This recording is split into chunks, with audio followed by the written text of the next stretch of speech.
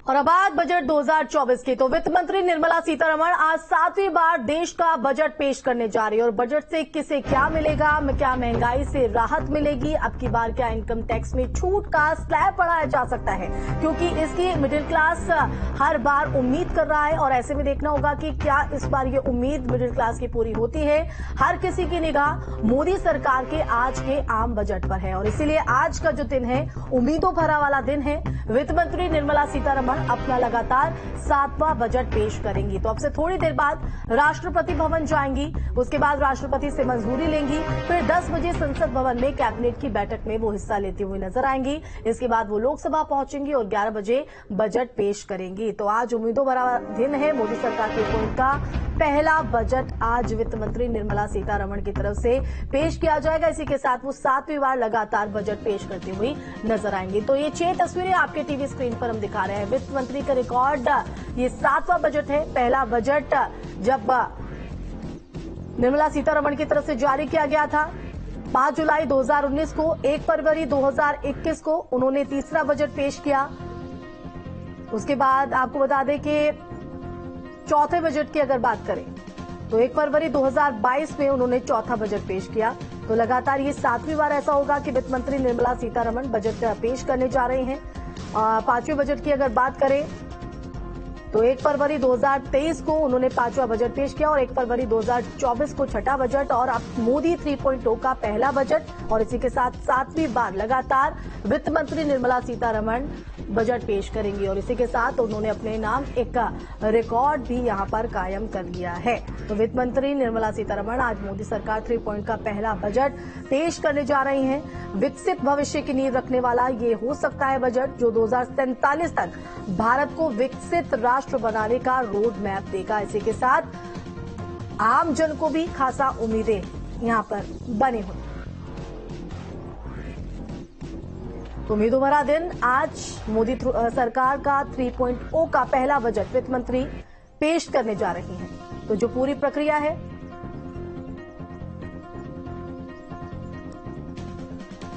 और देखिए ग्राउंड पर भी हम रुक करेंगे। हमारे जो संवाददाता है देहरादून से अजीत राठी, वाराणसी से सुशांत मुखर्जी, गाजियाबाद से हिमांशु शर्मा और आगरा से विनीत दुबे हमारे साथ जुड़ गए हैं। उनसे भी जान लेते हैं कि आखिर वहां की जो जनता है क्या कुछ उम्मीद यहां पर कर रही है। तो सबसे पहले हम हिमांशु आपका रुख कर लेते हैं। गाजियाबाद की जनता की अगर बात कर लेते हैं, क्योंकि आज उम्मीदों भरा दिन है। वित्त मंत्री निर्मला सीतारमण मोदी सरकार 3.0 का पहला बजट पेश करने जा रही है। क्या कुछ उम्मीदें हैं, क्या कुछ राहत लोग चाहते हैं? बिल्कुल, देखिए जिस तरह से सिलसिलेवार तरीके से आज निर्मला सीतारमण जो कि वित्त मंत्री हैं 3.0 मोदी सरकार का 2024-25 का बजट पेश करेंगी, उसको लेकर जनता के मन में क्या उम्मीदें हैं, जनता हमारे साथ है, उनसे ही बात कर लेते हैं। सबसे पहले आपसे बात कर लेते हैं। सर, आपका नाम जानना चाहेंगे और जो आज का बजट पेश होने जा रहा है क्या उम्मीदें हैं उस बजट से आपको? नमस्कार जी, मेरा नाम वरुण है, मैं गाजियाबाद से हूँ और हमारी उम्मीद तो हमारी सरकार से ये है कि मिडिल क्लास को राहत दी जाए। राहत किस तरह से दी जाए? हम लोग टैक्स पेयर्स हैं, हमारे टैक्स स्लैब्स में कुछ चेंजेस करे जाएं। सरकार पूरे साल पूंजीपतियों और गरीबों के लिए तरह तरह की योजनाएं लाती है, हमारे लिए भी कुछ योजनाएं आनी चाहिए। इस तरह की योजना की आपको उम्मीद है? इस बार लग रहा है कि टैक्सेशन में जो स्लैब है उसको और ज्यादा बढ़ाया जाएगा ताकि जो मिडिल क्लास लोग हैं उनको थोड़ी राहत मिले। बिल्कुल, देखिए हम लोग 1.5% ही हैं पूरी जनता के जो टैक्स पे करते हैं। हमारी ही तरफ से जो योगदान जाता है उससे तरह तरह की योजनाओं में लाभ पहुंचाया जाता है। लेकिन हमको क्या लाभ मिल रहा है ये सरकार को सोचना चाहिए और हमको बहुत समय से इस चीज का इंतजार है। कुछ अच्छा होगा आज? हाँ, इस बार उम्मीद है कि सीतारमण जी हमारे लिए कुछ अच्छा करेंगी। बिल्कुल, निर्मला सीतारमण से बिल्कुल इनको उम्मीद है काफी अच्छा करेंगे। महिला भी हमारे साथ है, उनसे हम बात कर लेते हैं। मैं महिलाओं को लेकर क्या कुछ कहेंगे कि महिलाओं के बारे में क्या कुछ इस बजट में रहने वाला है? क्या उम्मीद है आपको इस बजट से? I prefer security and education more. तो देखिए आपको बता रहे हैं आज बजट पेश होगा। मोदी 3.0 का पहला बजट वित्त मंत्री निर्मला सीतारमण आज पेश करने जा रही है। उससे पहले देखिए यही वो लाल पिटारा है जिससे तमाम जो चीजें हैं, जिनको उम्मीदें हैं, वो तमाम चीजें इससे निकलकर सामने आएंगी। चेहरे पर मुस्कुराहट वित्त मंत्री निर्मला सीतारमण के। तो जो पूरी प्रक्रिया यहां पर रहती है उसको यहां पर निभाया जा रहा है। 11 बजे निर्मला सीतारमण बजट पेश करेंगी। उससे पहले देखिए ये वो लाल पेटी नुमा जो आपको तस्वीर में दिख रहा है, इसी से ये तमाम पिटारे से आज क्या कुछ निकलने वाला है वित्त मंत्री के, ये देखना होगा। तो वित्त मंत्री लगातार 7वीं बार निर्मला सीतारमण बजट पेश करने जा रही है। तो आपको देखिए तस्वीर हम दिखा रहे हैं, तो एक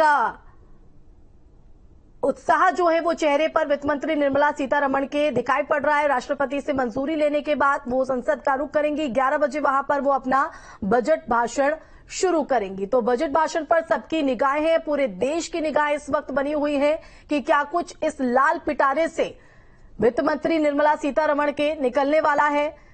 मिडिल क्लास को कितनी राहत यहां पर मिलेगी, तो साथ ही साथ और क्या कुछ राहत आमजन को, चाहे वो किसान हो, महिलाएं हो, उनके लिए क्या कुछ खास इस बजट में रहने वाला है। क्योंकि 2047 तक का भारत का विकसित राष्ट्र बनाने का रोड मैप भी इसमें दिखाई देगा। लगातार ग्राउंड से हमारे जो संवाददाता हैं वो भी हमारे साथ बने हुए हैं। मानशु, मैं आपका रुख करूंगी, लेकिन उससे पहले अब वाराणसी भी चलते हैं जहां सुशांत भी हमारे साथ बने हुए हैं। सुशांत, उम्मीदों भरा दिन है, आज आम बजट पेश होने जा रहा है, पूरे देश की निगाहें बजट भाषण पर, वाराणसी की जनता का क्या रुख?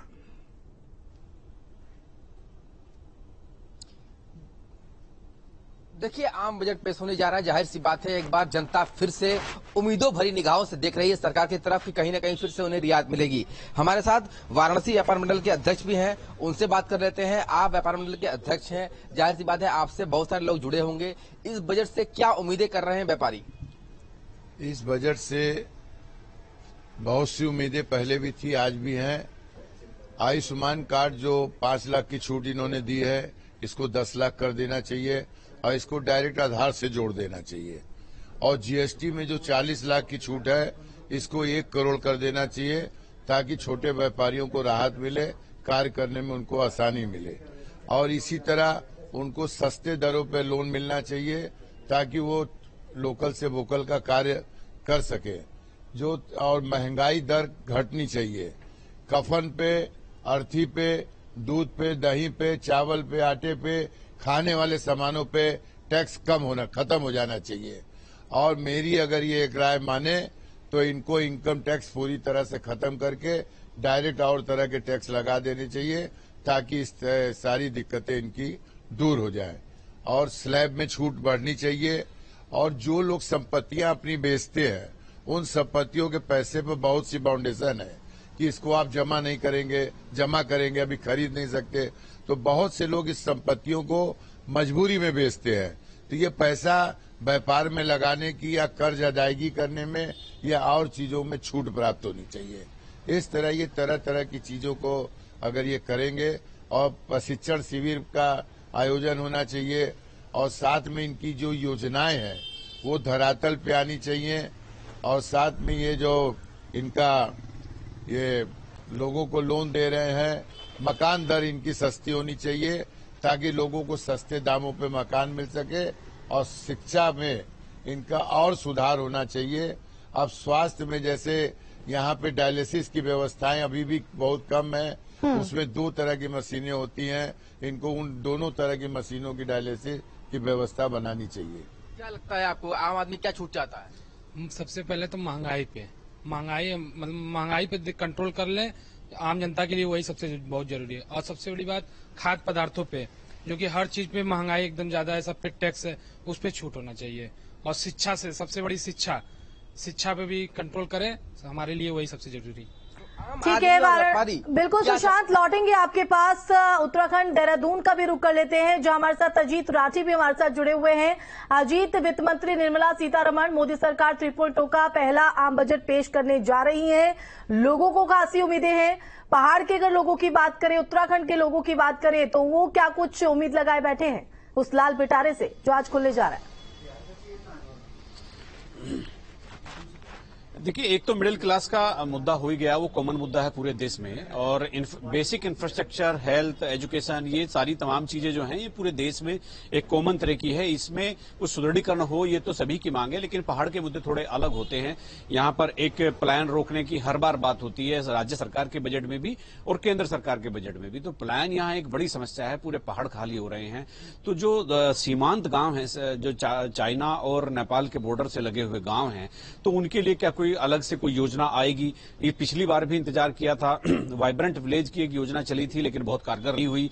तो ऐसा क्या हो वहां के, ऐसा रिवोल्यूशन क्या हो कि वहां आबादी वहीं की वहीं रुक जाए, उन लोगों को वहीं स्वरोजगार या रोजगार मिल जाए। क्योंकि ये डिफेंस से जुड़ा हुआ मुद्दा भी है। हमारी सीमाएं जब खाली हो रही हैं तो तब यहां से लोगों का प्लान करना मतलब हमारी सीमा के लिए भी खतरा है। क्योंकि लोग रहते हैं तो सूचनाओं का आदान प्रदान होता है, फोर्सेज को हेल्प मिलती है। दूसरा हेल्थ की जो सर्विसेज हैं पूरे पहाड़ में पूरी तरह से ध्वस्त हैं। आप हर दूसरे तीसरे दिन देखते होंगे कि कोई ना कोई हॉस्पिटल नहीं होने की वजह से, डॉक्टर नहीं होने की वजह से, कोई गर्भवती महिला थी, किसी का एक्सीडेंट हो गया तो लोग मर गए, तो ना कहीं वेंटिलेटर है ना आईसीयू है।